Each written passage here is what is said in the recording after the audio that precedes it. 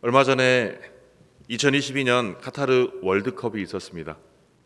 우리나라는 브라질, 포르투갈, 우루과이, 가나가 포진한 조에서 16강을 이루는 쾌거를 이루었습니다. 특히 포르투갈전에서 극적인 역전승은 참 제 가슴을 털리게 했고 전율을 일으키게 했습니다. 사실 저는 그 당일 경기는 보지 못했습니다. 새벽에 하는 일이라서 경기여서 보지는 못했지만 재방송 하이라이트를 보면서 그런 생각을 해보았습니다. 2002년에도 포르투갈을 이겼는데 이번에 또 포르투갈을 이기고 16강에 올랐습니다. 그걸 생각만 하니까 전율이 오르더라고요. 이처럼 월드컵이 시작되면 수많은 사람들이 길거리에 나와서 너도 나도 할 것이 없이 응원을 합니다. 아까 잠깐 인터뷰 영상에서도 이렇게 추운데 나와서 응원할 수 있느냐 했더니 추위 따위는 전혀 상관이 없다라고 말을 하죠. 정말 누가 보면 이렇게 응원하는 걸 보면 미쳤다라고 생각할 수도 있을 것입니다. 공감하지 못하는 사람들은 무슨 일이든 그렇습니다. 나는 정말 열정을 다해서 미친 듯이 일을 하지만 어떤 다른 사람에게는 정말 미쳤나라고 생각이 들 수도 있는 것입니다. 그런데 오늘 본문에 보면 사도 바울이 미쳤다라는 표현을 쓰고 있습니다. 본문 13절 말씀을 보면 사도 바울은 고린도 교회 성도들에게 우리가 만일 미쳤어도 하나님을 위한 것이다 라고 고백하고 있습니다. 길거리에 뛰어나와서 이렇게 미친 듯이 응원하는 사람들이 과연 축구에만 미쳐서 응원하는 것일까요? 물론 그러한 사람도 있을 것입니다. 하지만 승리를 향한 기대감, 희망 이런 것을 기대하면서 미친 듯이 응원하는 것입니다. 그런데 사도 바울은 오늘 주님께 미쳤던 사람입니다. 정말 그래서 미친 듯이 주님의 복음을 전하는 삶을 살았습니다. 2023년 새해가 밝았습니다. 누구나 새해가 되면 새로운 소망을 꿈꿉니다. 그런데 2023년 새해가 밝았지만 코로나는 여전히 우리의 삶과 우리의 교회를 힘들게 합니다.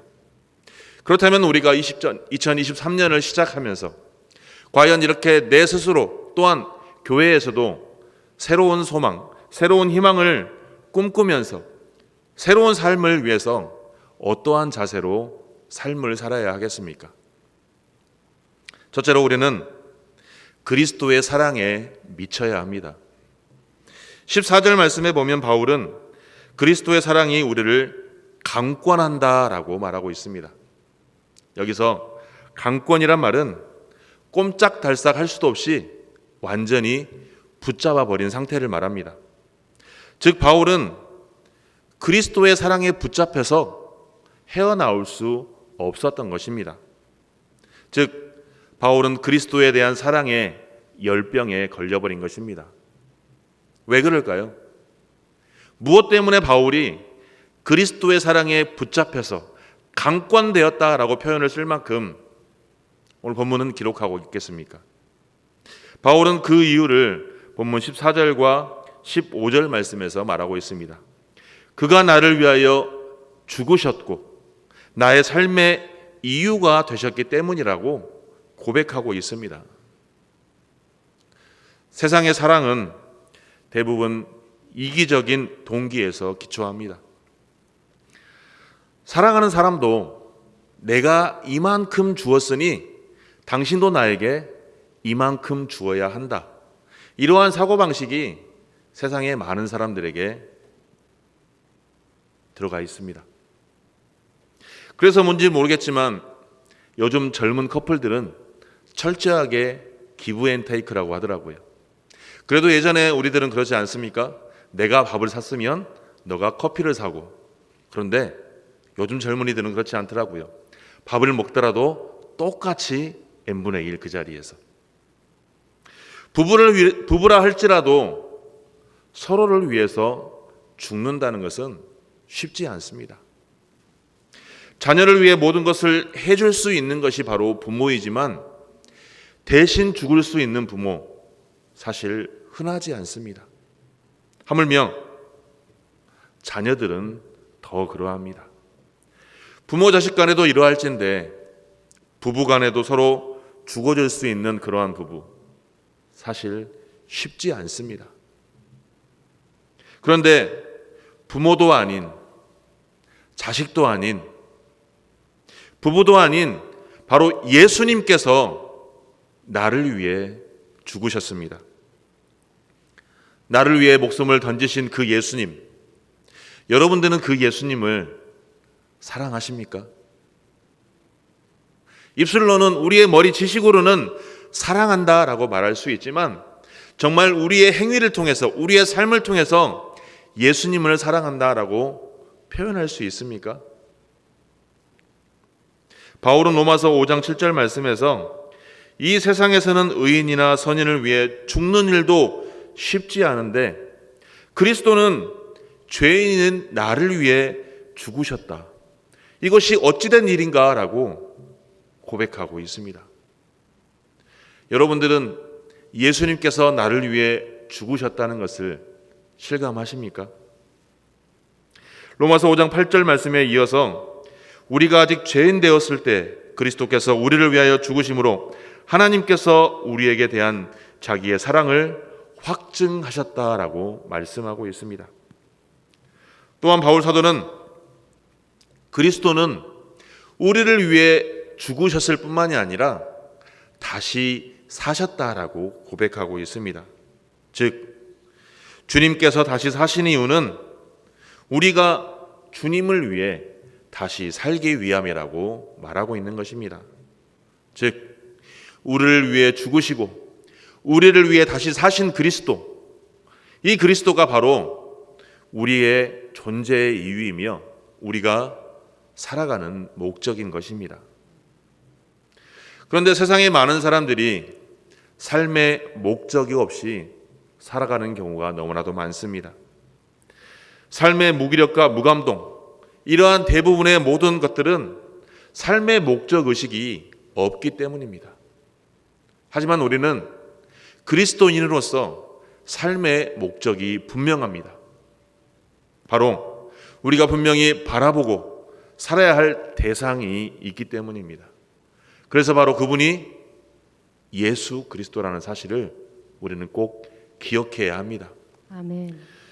사실 그리스도인이라는 호칭은, 그 호칭이 우리에게 주어진 까닭은 안디옥 교회 성도들이 늘 그리스도에 대해서 이야기하고 그리스도처럼 살며 그리스도를 찬양하며 그리스도를 전하는 일에 전혀 모든 것을 힘썼기 때문입니다. 그래서 그들을 보고 그리스도인이라 불렀으며 오늘날까지 우리를 그리스도인이라고 부릅니다. 그러면 그리스도인이라 부름받은 우리는 어떻게 살아야 하겠습니까? 예수님께서 우리에게 말씀하십니다. 나는 너희를 위해 죽었다. 그리고 나는 너희를 위해 다시 살아났다. 그리고 나는 너를 위해 살고 있는데 너는 나를 위해 살지 않겠느냐? 이 음성을 들은 바울은 그날부터 주님을 사랑하는 일에 미칠 수밖에 없었던 것입니다. 우리 사랑하는 성도 여러분, 오늘 주님께서는 여러분들에게 묻습니다. 나를 위해 살지 않겠느냐? 나를 위해 살지 않겠느냐라고 물으십니다. 이 물음에 여러분들은 어떻게 대답하시겠습니까? 네, 아멘.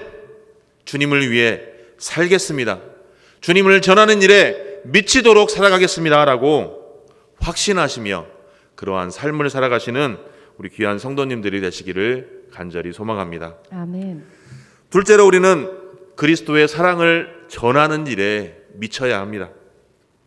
바울 사도는 그리스도를 사랑하는 일에 미쳤을 뿐만이 아니라 그리스도의 사랑을 전하는 일에도 미쳤습니다.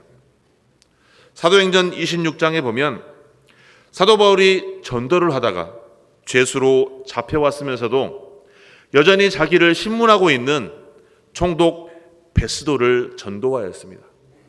그래서 그러자 베스도가 바울에게 말합니다.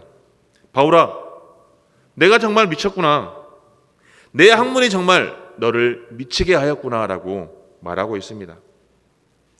바울은 이처럼 그리스도를 전하는 일에 미쳤던 사람입니다. 그런데 이제는 우리 모든 그리스도인들이 바울의 삶을 살아야 함을 성경은 증거하고 있는 것입니다. 우리는 그리스도인으로 불리는 사람들입니다.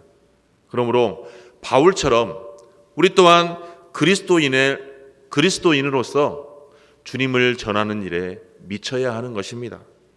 그 이유가 무엇이겠습니까?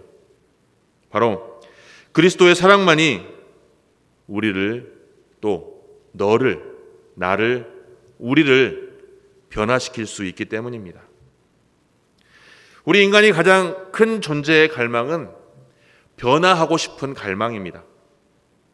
그 어느 누구도 자신의 존재, 내 스스로의 이 정도 상황 만족하는 사람은 많이 드뭅니다.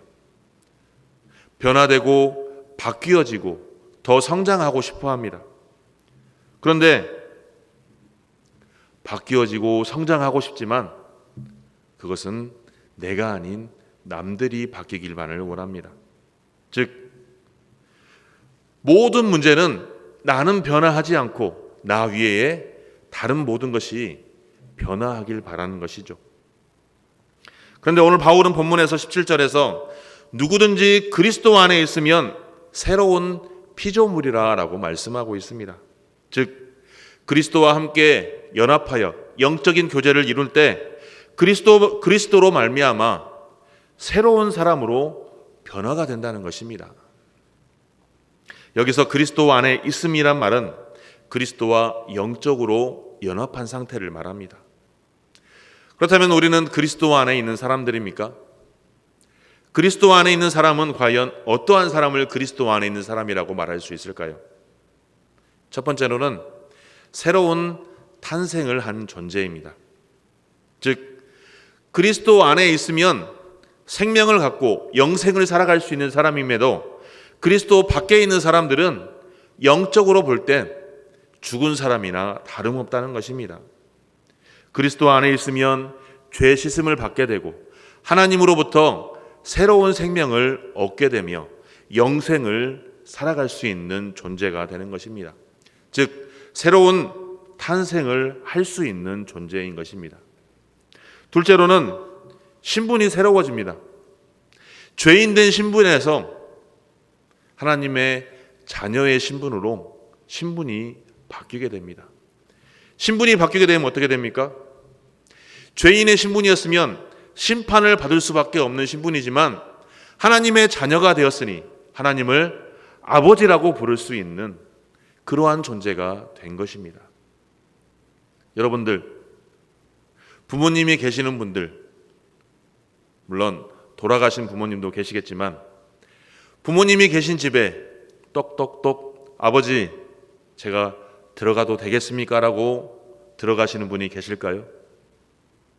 요즘엔 아버지 집 비밀번호 모르시는 분은 없겠지만 누구도 허락받고 아버지 집에 들어가지 않습니다. 우리 또한 마찬가지입니다. 저 하나님 아버지가 계신 곳에 하나님의 허락받고 들어가지 않습니다. 왜냐하면 죄인 된 신분에서 하나님의 자녀에 된 신분으로 바뀌었기 때문입니다. 그래서 세 번째로 새로운 운명을 지니게 된 존재가 된 것입니다. 죄인 된 신분, 심판을 받을 수밖에 없는 신분에서 영생을 얻고 영원한 삶을 살아갈 수밖에 없는 존재로 우리의 운명이 바뀐 것입니다. 그래서 요한복음 5장 24절 말씀해 보면 내 말을 듣고 또 나를 보내신 이를 믿는 자는 영생을 얻었고 심판에 이르지 아니하나니 사망에서 생명으로 옮겼느니라 라고 말씀하고 있습니다. 이처럼 우리는 신분이 바뀐 존재가 되었습니다. 그리고 마지막 네 번째로는 새로운 비전을 가지고 살아갈 수 있는 존재가 된 것입니다. 즉, 저 천국 기업을 상속으로 받은 존재가 된 것입니다. 이처럼 우리는 그리스도 안에 있으면 그리스도 밖에 와 있을 때와 달리 완전히 새롭게 변화된 피조물 존재인 것입니다. 새롭게 변화가 되었으니 변화된 삶을 살아야 하지 않겠습니까? 바울은 에베소서 4장 22절과 24절 말씀에서 너희는 유혹의 욕심을 따라 썩어져가는 구습을 쫓는 옛사람을 벗어버리고 오직 성령으로 새롭게 되어 하나님을 따라 의와 진리와 거룩함으로 지으심을 받은 새 사람을 입으라 라고 말씀하고 있습니다. 우리의 삶이 새롭게 변화된 존재로서 변화된 삶을 살아가기를 소망합니다. 2023년을 시작하면서 변화된 삶을 결단하는 것으로 끝나지 마시고 결단하는 그 삶에서 행하는 삶으로 변화되시기를 바랍니다. 아멘. 그런데 우리가 새로운 피조물이라고 외치고 다닌다고 해서 피조물이 되는 것은 아닙니다. 또한 그리스도 안에 있다고만 말해서 새로운 피조물이 되는 것은 아닙니다. 다시 말해서 교회만 열심히 출석한다고 하여 그리스도 안에 들어올 수 없다는 것입니다. 온전히 그리스도 안에 들어오려면 그리스도를 온전히 사랑해야 한다는 것입니다. 그리스도의 사랑에 빠지는 사람만이 그리스도의 사랑만에 온전하게 미치도록 빠지는 사람이 새로운 피조물이 될 수 있다는 것입니다. 즉 그리스도의 온전한 복음만이 우리를 변화시킬 수 있는 유일한 길이라는 사실입니다. 그래서 바울은 로마서 1장에서 내가 이 복음을 부끄러워하지 아니하노니 이 복음은 복음을 믿는 모든 이에게 구원을 주시는 하나님의 능력이라라고 고백하고 있는 것입니다. 복음을 듣고 그리스도의 사랑을 깨닫는 자마다 변화됩니다. 그래서 바울은 본인이 변화되었고 이 변화된 그리스도의 사랑을 전하는 일에 미쳤던 것입니다. 또한 그리스도의 사랑만이 인간을, 우리를 하나님과 화목시키기 때문에 우리는 예수 그리스도의 사랑을 전하는 일에 미쳐야 하는 것입니다. 성경을 보면 우리 인류의 최대 과제는 창조주 하나님과의 바른 관계의 정립입니다. 사실 최초의 인간이 범죄함으로 말미암아 우리는 하나님을 등지고 살아가는 세상 속에서 살아갑니다. 늘 문제는 하나님을 등지고 살아가는데 문제가 있는 것이며 그 문제를 통해서 인간의 비극이 비롯됩니다. 하나님께서 그리스도를 이 땅에 보내신 이유가 무엇이겠습니까? 하나님께서 우리를 위해 그리스도를 보내셨다고 하시는데 그리스도를 이 땅에 보내신 이유가 과연 무엇이겠습니까? 20세기 최고의 강해 설교자이자 기독교 저자인 찰스 스윈든 목사는 이렇게 말합니다. 우리에게 가장 필요한 것이 정보였다면 하나님께서는 우리에게 교육자를 보내셨을 것입니다. 우리에게 가장 필요한 것이 기술이었다면 하나님께서는 우리에게 과학자를 보내셨을 것입니다. 우리에게 가장 필요한 것이 돈이었다면 하나님께서는 우리에게 경제학자를 보내셨을 것입니다. 우리에게 가장 필요한 것이 쾌락이었다면 하나님께서는 우리에게 연예인을 보내셨을 것입니다. 그러나 우리에게 가장 필요한 것은 하나님과의 관계였기 때문에 하나님께서는 우리에게 중보자요 화목자이신 구세주를 보내주셨습니다. 아멘. 바울 사원은 전도는 화목하게 하는 직분이라고 말합니다. 복음을 가르쳐 화목케 하는 말씀이라고 오늘 본문은 증거하고 있습니다. 우리가 복음을 전하는 영향력이 커질수록 이 세상은 하나님께서 기뻐하시는 하나님의 나라가 될 것이며 하나님과의 관계가 화목하게 될 것이며 하나님께서 태초에 인간을 창조하셨던 그 모습 그대로 우리의 세상이 에덴 동산이 될 것입니다. 그런 의미에서 그리스도의 복음은 개인 나만 변화시킬 뿐만 아니라 이 세상을 변화시키는 것입니다. 그걸 알았기에 사도 바울은 그리스도의 복음 전하는 일에 미쳤던 것입니다. 우리 사랑하는 성도 여러분, 2023년을 맞이하면서 여러분들은 영혼 구원의 사명에 대해 어떠한 생각을 가지시고 어떠한 결단을 하고 계십니까? 내가 정말 관심을 가지고 있는 일에, 내가 정말 지금 당장 하고 싶어 하는 일에 그 열정만큼 생명을 전하는 일, 복음 전하는 일, 영혼 구원하는 일에 미쳐보시기 바랍니다.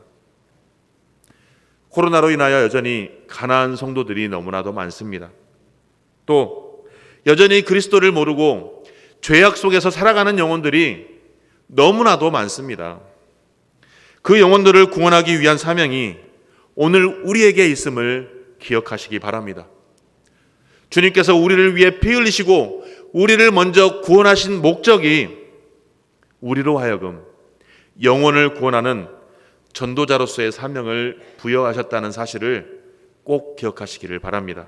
아멘. 그래서 2023년 이러한 새로운 비전을 위해, 거룩한 비전을 위해 우리 모두 미쳐보았으면 좋겠습니다.